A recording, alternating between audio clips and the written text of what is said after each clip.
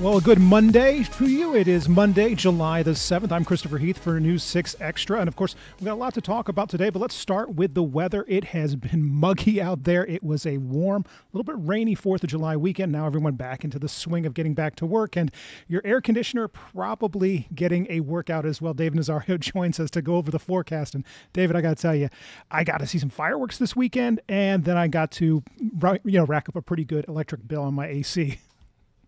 Yeah, to tell you the truth, kind of in, traditional Florida fashion, it's almost like the forecast switched up on us right in time for the 4th of July. It looked like we were going to be socked in with lots of the tropical showers and storms responsible by Chantal that formed off the coast. But then thankfully, looking at the data Wednesday into Thursday, it's like, okay, we actually want this tropical system to get going a little bit more because it's acting to pull moisture from us. But albeit, like you said, it did definitely raise our temperatures quite a bit, especially for Saturday and Sunday.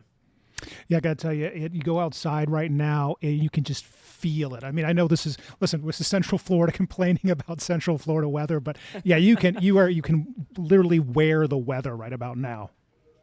Yeah, very much so. It's because of that relative humidity mixed in with just how much sunlight we are baking underneath. In fact, I'll go ahead and take you full screen right now to show you the water vapor imagery here. And if you notice, you have that spinning D just to the south of Washington, D.C., West Virginia. That's actually whereabouts I'm going to be flying out to here very soon for my Navy annual training. So I'm going to be out of office for a little bit doing that thing, catching the backside of Chantal. But then if you look down over us here in the southeast, we're getting that Bermuda high pressure to build back in. We've got a little bit of moisture still hanging out around the western side of it, coupling with it looks like an upper low sitting over top the central Gulf. I'm going to be putting out a video on a bit of why that's important for what's been happening in central Texas. You look in central Texas on the water vapor right now, and we've got another blast of moisture and rainfall occurring for areas already ravaged by the disastrous flood event that's been ongoing out there. So definitely check that out. But for now, let's get over to the radar. Let's take a look outside. You can see that gratuitous onshore flow beginning for us here in western central Florida. It looks like going through Lake and Sumter County. We've got a thunderstorm blossoming as our west coast sea breeze gets underway. This is going to kind of be the repetition we're going to be following for the next several days. Tropics are expected to be kind of quiet. Our weather pattern out here is going to go back to the same song and dance, kind of like what Chris and I were talking about earlier on in the show.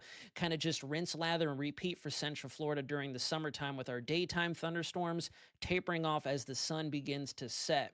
Temperatures outside right now, we are cooking. We are definitely cooking. I know these don't look that impressive for Florida standards, but if I show you the hour by hour temperature, you're going to see why it makes all the difference. But first, I thought this was interesting, and I wanted to bring this up to you all. If you look at our drought monitor, notice we didn't make as much of a dent as we thought we would, all thanks to Tropical Storm Chantal. And the reason I had mentioned earlier on that we wanted this thing to get going was more so for the holiday plans. Had that feature stage stretched out, kind of like a piece of Laffy Taffy or an accordion being played by a musician, we would have gotten a lot more rainfall, especially during the pivotal moments of your evening on the 4th of July. But since that system technically overachieved, it now ranks as our most organized system of the 2025 hurricane season so far. I want to add so far. We're still only getting into the upper periphery of July. We don't quite have as much of our drought conditions taken away, but thankfully it looks like a large area of us who were under the severe, if not extreme drought conditions earlier during the months of April, May, and much of June. We've seen that come down quite a bit. So now let me take you to your feel-like temperatures. We're going to go hour by hour together. Check this out. So we're already getting close to the warmest part of the day. And look at the difference there.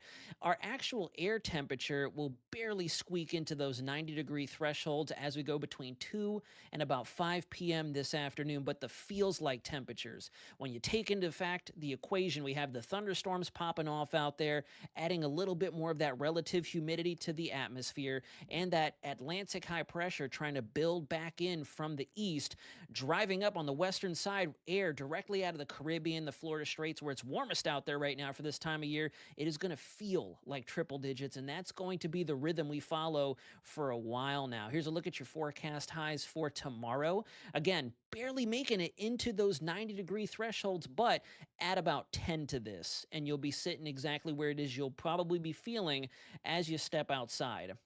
Now, very quickly, I'll take you through our upper air pattern, and I want to break down a couple things. So let's go full screen. I'm going to break out my handy dandy pen drawing tool here because I love to doodle with you all. So here's our Atlantic high pressure, and like I'd mentioned, it's going to continue to drive that tropical air and moisture up from the Caribbean. But we also have our monsoonal high pressure out here, and I'm kind of giving you a crash course if you're picking up what I'm putting down exactly what's also going on in Texas. It's affecting our weather. Everything is connected together. And then if you look, that same trough that produced Chantal has now exited stage right, and we have another weak feature coming in across the Midwest, the Great Lakes extending down into the south. And if you notice, that all kind of manifests itself through Texas, and it's going to start to influence our weather as these features continue to progress. So a lot of us here across the south, from Texas, actually I would argue from SoCal all the way through to Central Florida, we're kind of in a pinch zone with the pattern that we're feeling right now. And as a result, we're going to be hot, and we're going to have our daytime thunderstorms, and they're going to be in place for at least the next 7 to 14 days, give or take, what decides to get aggravated in the pattern. Very quickly, I'm just going to run you through the forecast model here. This is our in-house model showing your clouds and rain. And notice our rain chances, they tend to percolate a little bit more during the afternoon hours. Not a lot of us are going to see it. Not everyone's going to get rainfall. It kind of pops up in different portions of the Central Florida area day by day, hour by hour. And that's because of all the different movements that we have going on, both down where we can feel them at the surface, all the way up to the highest point of the atmosphere where weather is observed. So, in layman's terms, rainfall during the warmest parts of the day, maybe some snap, crackle, pop of the thunder and lightning, and it's going to be hot for the next 7 days. Let's get you over to your extended range forecast. You take a look. Rain chances are going to stay in the mix, and we're going to continue to hover right around 90 degrees. And if you notice, right out of the gate, it looks very similar from start to finish until that high pressure can really build back in off to the east, dropping our rain chances pretty substantial as we rock into the following week coming up here very soon. As David mentioned, the weather pattern that has brought so much to our area, also dumping a lot of rain on Texas. And as somebody who grew up in Texas, the Kerrville area, it's the county seat of Kerr County, Texas, just outside of San Antonio, just outside of Austin, in the foothills of the Rockies. And this is an area where it's very common to have summer camps for kids. And this area is a beautiful stretch of the Texas Hill Country, but it's a place right now where not just the nation's attention is being turned to, but delegations from Central Florida, a rescue team from Orange County, Seminole County, and even the city of Orlando, all on their way out there right now to take part in the swiftwater rescues there. It's a search and recovery mission as we try and wrap our head around what happened out there and try and maybe find some survivors. Nidia Cavazos reports. Camp Mystic has issued a statement saying it is grieving the loss of 27 campers and counselors who died during the devastating flooding that hit Central Texas over the 4th of July weekend. Officials say the death toll is expected to rise as they continue the desperate search for the missing. We are still currently in the primary search phase, which is the rapid one. They're running into a lot of technical challenges with terrain, with water, even potentially, with weather. 8-year-old camper Lenny McCown of Austin died in the storm. Her father confirmed, as did 18-year-old Chloe Childress, a counselor from the Houston area who had just graduated high school, and Camp Mystic's longtime owner, 74-year-old Dick Eastland. Thank God my granddaughters are okay. Georgia Congressman Buddy Carter said his 2 grandchildren survived, but their cousin, 9-year-old Janie Hunt, died. She's related to Kansas City Chiefs owner Clark Hunt. God has wrapped his arms around her, in our thoughts and prayers with all of them. In Kerrville, Emily Gutierrez told CBS News her cousin Leo's house was swept from its foundation. She said Leo, his wife, and their 2-year-old son are still missing. As much as we want to pray and hope, there's only so much a human can actually hold on. All the muck, all the dirty water, all the trash, the trees. Jessica James says she's volunteering in search and rescue operations. It's gut-wrenching watching all of this happen. I mean, it happened so fast, and I wanted to come out sooner, but I also didn't want to be in the way of waiting for things to get done. The floodwater surged early Friday. The National Weather Service says extreme rainfall caused the Guadalupe River to swell more than 20 feet in less than 1 hour. Nidia Cavazos, CBS News, Kerrville, Texas. And just heartbreaking to see some of those images. And if you've ever been to that part of Texas, you know that there's a lot of dry creek beds out there. There's a lot of places that, you have to be weather aware all the time. And it can happen in a split second where a thunderstorm just, up the mountain range suddenly dumps a bunch of rain. And the next thing you know, that dry creek bed is swelling faster than you thought. Well, tariffs have been in the news a lot lately, and of course, anytime something's in the news like that, you're going to find crooks going out of their way to try and take money out of your pocket. Lewis Bolden has this week's schemes and ripoffs where crooks are now turning to tariffs to take money from you. There's been so much talk about trade wars, tariffs, and inflation that criminals want you to believe there is money waiting for you to claim. As soon as the confusion starts is pretty much when the scammers started using this. Sharon Blatt-Cohen is with Guardio, a cybersecurity company built to secure consumers' digital lives. They've discovered these fake ads on social media claiming you can get $5,600 in tariff relief. Tariffs have spiked the cost of living for everyday Americans. Thankfully, they're doing something to help those who are struggling, the ad reads, but it's all a ploy to get your information. That's eventually what they're after, is either information for identity theft or money, but also identity theft is led to finance eventually. Guardio has also discovered links that lead to fake websites claiming all Americans will receive $1,200 to $1,400 in monthly subsidies to spend on rent, gas, and groceries. And this fake website is also circling, claiming a $750 tariff relief credit is now available to U.S. shoppers backed by China. Guardio's technology discovered it is malicious. Think about any transaction you're making online. It's always a good idea to just take a second, think about what brought me here. How did I get here? Did I click something? Blatt-Cohen says also be on the lookout for emails and text messages making similar claims. She says don't engage, just delete. Remember, don't fall for the scheme, don't get ripped off, but if you do, email me at theinvestigators@WKMG.com. I'm Lewis Bolden, News 6. Oh, if it sounds too good to be true, it probably is. Thank you, Lewis. All right, we'll be right back.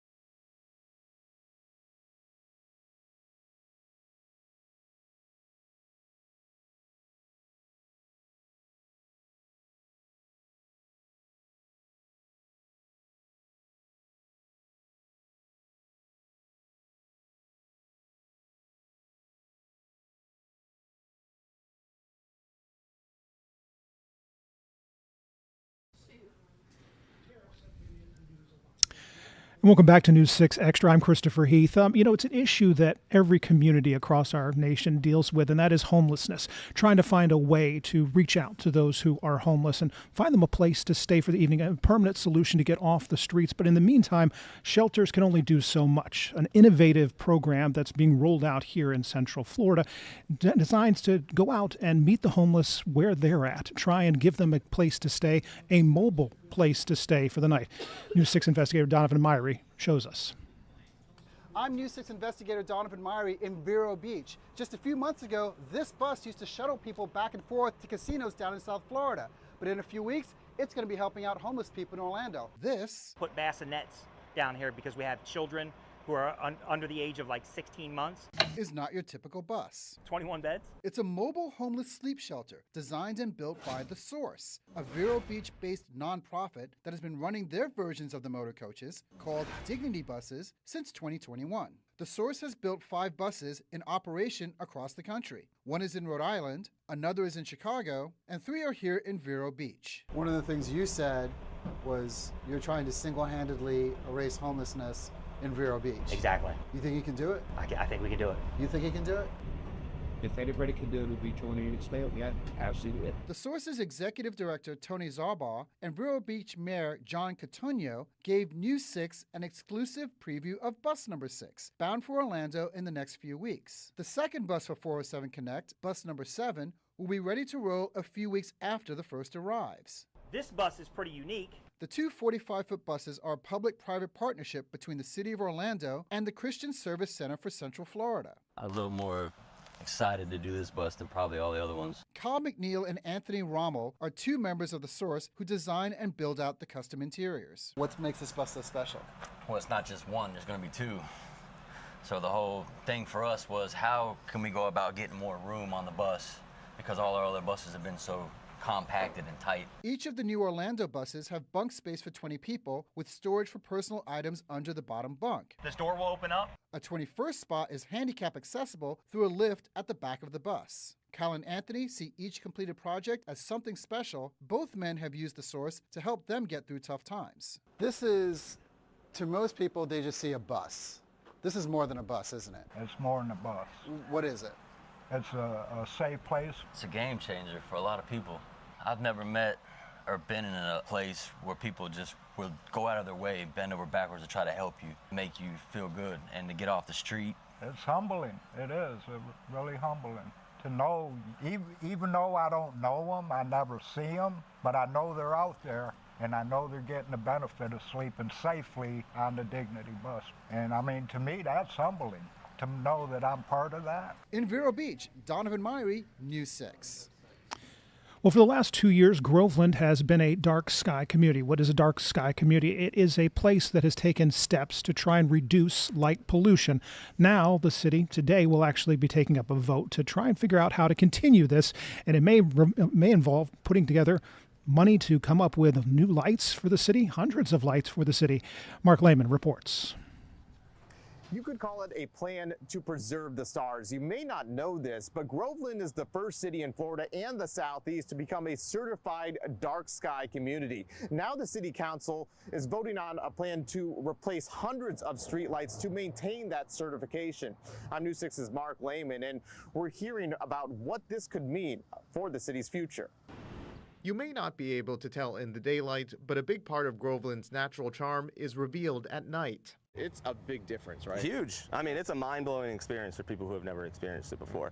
Daniel Corsi owns the Groveland Exchange Coffee Shop and is a big supporter of preservation. In 2023, the city became the first in Florida to be named a certified dark sky community. Light pollution upsets the natural balance of a lot of pollinators and a lot of small animals.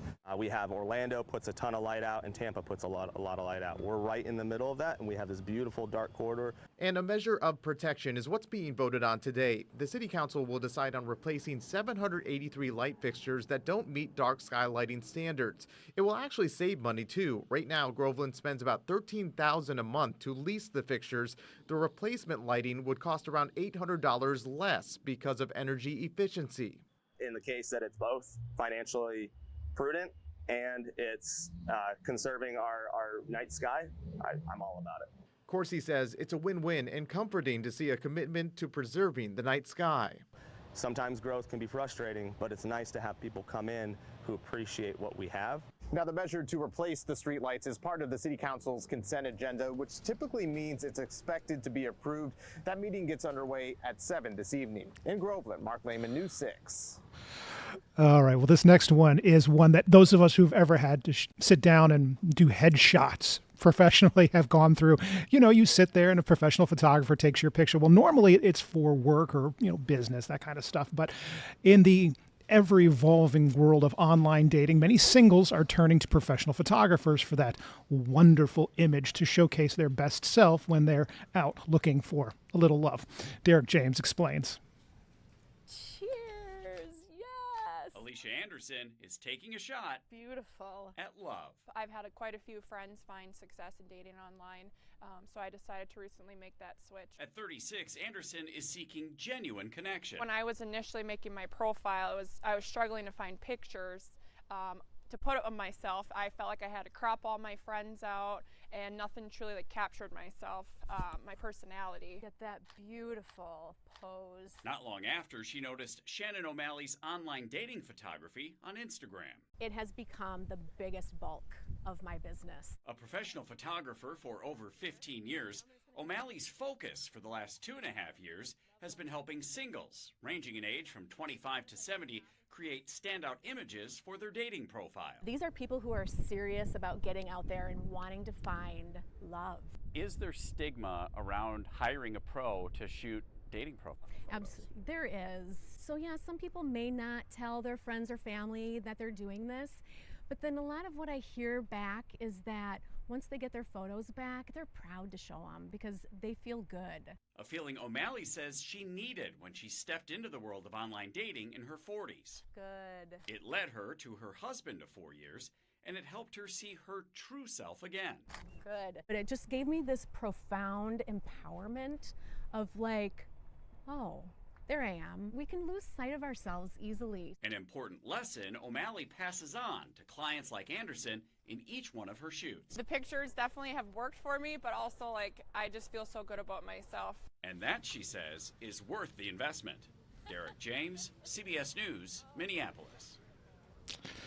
Professional photographers getting a little bit of money on the side. All right. Well, that's it for News 6 Extra. Thank you for watching us, and we'll be back here tomorrow. Have a good one.